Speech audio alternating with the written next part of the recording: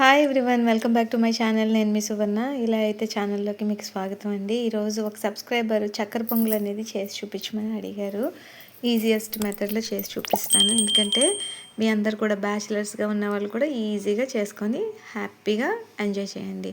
So first of all నాకు ఈ వీడియోకి ఒక 20 లైక్స్ అయినా కొడతారని ఆశిస్తున్నాను. ఓకేనా? ఫస్ట్ మనం ప్యాన్ వేడెక్కాక ఇదిగోండి, ఒక మెజర్మెంట్కి ఒక కప్ కానీ బౌల్ కానీ తీసుకోండి. నేను ఇక్కడైతే ఒక గ్లాస్ తీసుకుంటున్నాను. ఆ గ్లాస్తో 1 గ్లాస్ ఆఫ్ పెసరపప్పు అనేది నేను అక్కడ వేస్తున్నానండి. వేపడానికి వేసాను. అదే గ్లాస్తో మాత్రమే మీరు బియ్యం అనేది కూడా తీసుకోవాలన్నమాట. రైస్ కూడా దాంతోనే తీసుకోవాలన్నమాట. సో మెజర్మెంట్ అనేది ఒకే కప్ని అనేది ఒకే గ్లాస్ని అనేది కానీ పెట్టుకోండి. సో కొబ్బరి అనేది ముక్కలుగా తురిమి వేస్తారండి యాక్చువల్లీ చక్కెర పొంగల్లో. కానీ నేను ఏం చేస్తున్నానంటే మిక్సీ చేసేసి వేస్తున్నాను అనమాట. పేస్ట్ లాగా చేసేసి. ఇదొక టైప్ ఆఫ్ టేస్ట్ అనేది చాలా బాగుంటుంది అనమాట. ట్రై చేయండి, ఖచ్చితంగా ట్రై చేయండి. ఓకే, మిక్సీ చేసేసుకొని ఒక పక్కన పెట్టేసుకోండి. ఈలోగా అది సిమ్లో వేగుతుంది కదా, మనం రైస్ అనేది తీసుకుందాం. అదే గ్లాస్తో పెసరపప్పు ఏ గ్లాస్తో తీసుకున్నాను దాంతోనే 1 గ్లాస్ ఆఫ్ రైస్ కూడా తీసుకున్నాను. సో 1:1 అనమాట. పెసరపప్పు బియ్యం 1:1 వేసేసుకున్నాక ఈ వేగిన పెసరపప్పుని కూడా ఇందులో వేసేసి చక్కగా కడిగియండి. 1కి 2 సార్లు కడిగేసిన తర్వాత అందులో మనం కుక్కర్లో ఎలా వేస్తాం, 1:2లో వేస్తాం కదా రేషియో, 1కి 2 వేస్తాం కదా రైస్ ఉడకబెట్టేటప్పుడు. కానీ ఇందులో పెసరపప్పు అనేది కాస్త వేగంగా ఉడికిపోతుందండి. సో అందుకని ఒక హాఫ్ గ్లాస్ అయినా వాటర్ తగ్గించితే మంచిదన్నమాట. లేదు 1:2 అయితే మనకి ఈజీగా ఉంటుందంటే కొంచెం సిమ్లో ఉడకనివ్వండి. సర్టెన్ కొంచెం ఒక 10 మినిట్స్ అయ్యేటప్పటికి అది ఉడికిపోతుంది అనమాట. కొంచెం విజిల్ వచ్చేటప్పుడు పొర్లిపోకుండా ఉండేటప్పుడు మీరు టక్మని తగ్గించేయండి. సిమ్లో పెట్టేస్తే అది ఈజీగా, నేను అదే ప్రాసెస్ ఫాలో అయ్యాను. బయటికి చిమ్మేటప్పుడు సిమ్లో పెట్టేసేదాన్ని అనమాట. అయిపోయిందండి, ఉడికిపోయింది, చక్కగా మెత్తగా ఉడికిపోతుంది అనమాట. 1:2 వేసాను నేను. మీరు కూడా అలాగే జాగ్రత్తలు తీసుకోండి.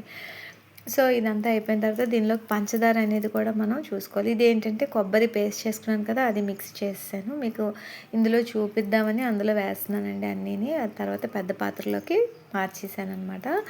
సో ఇదిగోండి, ఆ గ్లాస్ అనేది తీసుకున్నాం కదా, అదే గ్లాస్తో మాత్రం వేయాలండి. 1:2 వేసుకోవాలండి.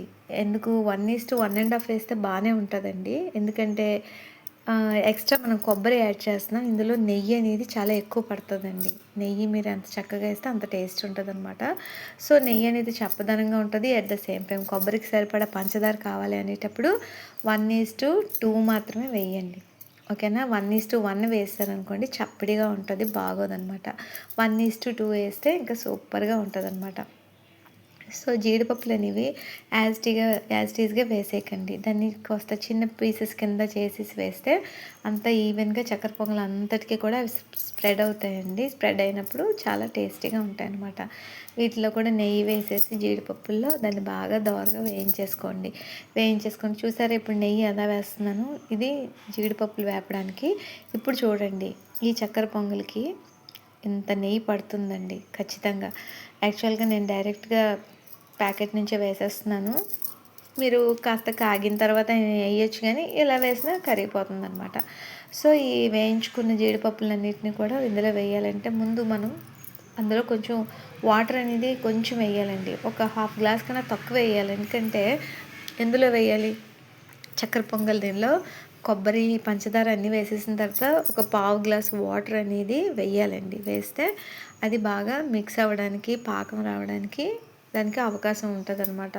సో ఇది ఉడుకుతునేటప్పుడు ఈ మొత్తం జీడిపప్పులు వేయించుకున్నాం కదా అవన్నీ కూడా వేసేయండి. వేసేసిన తర్వాత చక్కగా దాన్ని మూత పెట్టండి. ఎందుకంటే అది ఉడికేటప్పుడు బబుల్స్ అనేవి టప్ టప్ అని పైకి వస్తాయన్నమాట. అది ఎక్కడైనా మీకు శరీరం మీద అది తొల్లితే చాలా చాలా ఇబ్బందిగా ఉంటుంది అనమాట. అందుకని మూత పెట్టేసి అనమాట. అది కాస్త అవుతూ ఉండగా మనం ఇలాచీస్ని అంటే యాలకుల్ని శుభ్రంగా దంచేయాలండి. దంచేసి ఆ పౌడర్ని అందులో మిక్స్ చేసేసి సిమ్లో ఉడకనివ్వాలండి. ఓకేనా? సిమ్లో మాత్రమే పెట్టాలండి. హైలో పెట్టేస్తే అడుగు భాగం అంతా కూడా అంటికిపోయి మాడిపోద్ది అనమాట.